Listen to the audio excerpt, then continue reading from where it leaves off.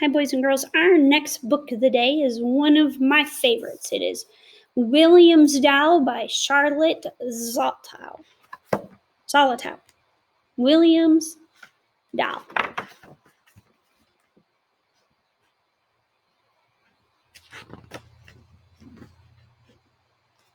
William wanted a doll.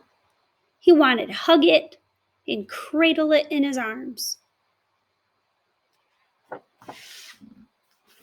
And give it a bottle and take it to the park and push it in the swing.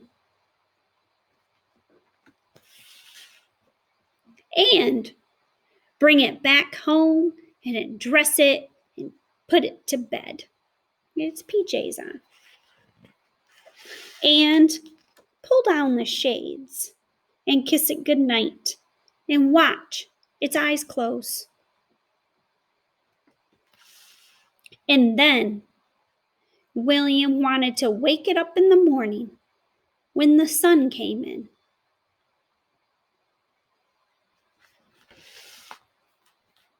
And start all over again, just as though he was its father and it were his child. "Ah, doll," said his brother. "Don't be a creep, sissy, sissy, sissy," said the boy next door.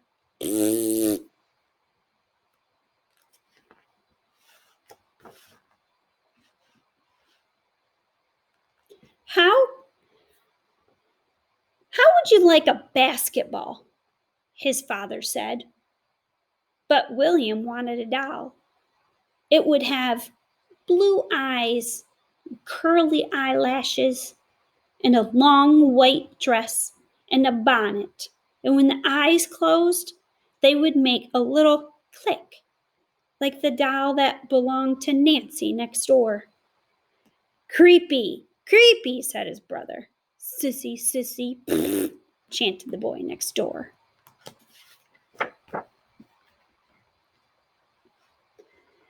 And his father brought home a smooth, round basketball and climbed up a ladder and attached a net to the garage and showed William how to jump as he threw the ball so that it went through the net and bounced down into his arms again.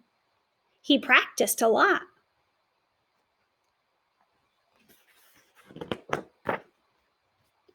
And got good at it. But it had nothing to do with the doll.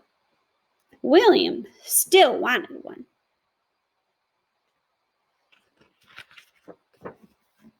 His father brought him an electric train. They set it up on the floor and made an 8 out of the tracks, and brought in twigs from outside and set them in clay so they looked like trees.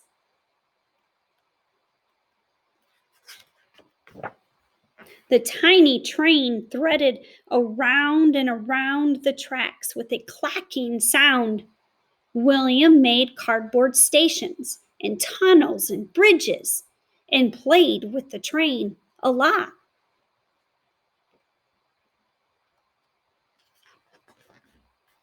But he didn't stop wanting a doll to hug and cradle and to take to the park. One day, his grandmother came to visit.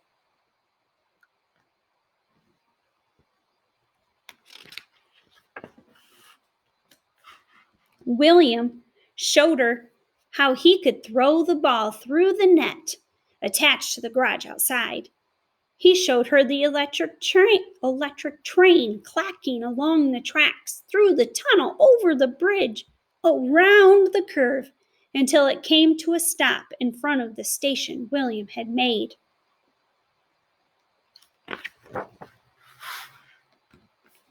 She was very interested, and they went for a walk together. And William said, "But you know, Grandma, what I really want is a doll." "Well, wonderful," said his grandmother. "No," William said. "My brother says it will make me a creep, and the boy next door says I'm a sissy, and My father brings me other things instead." "Oh, nonsense," said his grandmother.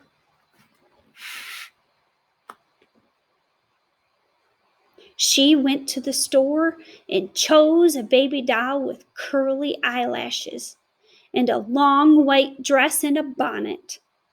The doll had blue eyes, and when they closed, they made a click, clicking sound, and William loved it right away.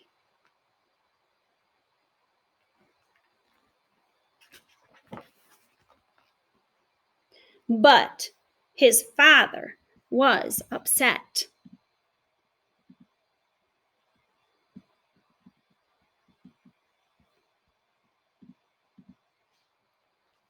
But his father was upset.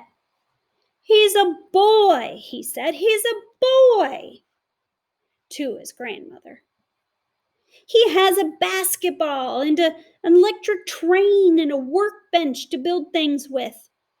Why does he need a doll?" And William's grandmother just smiled. "He needs it, my dear. He needs it. He needs it to hug and to cradle and to take to the park so that when he's a father like you,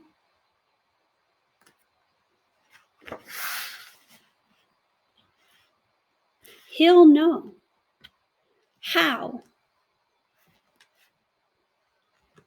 He'll know how to take care of his baby and feed him and love him and bring him the things he wants like a doll so that he can practice being a father." And boys and girls, that is William's doll. What is the author's message to us? I know some of you may say it's just to be yourself, like the things you like. And that is part of the message. But what else are we supposed to learn from this author? Think about other things that happened throughout the story.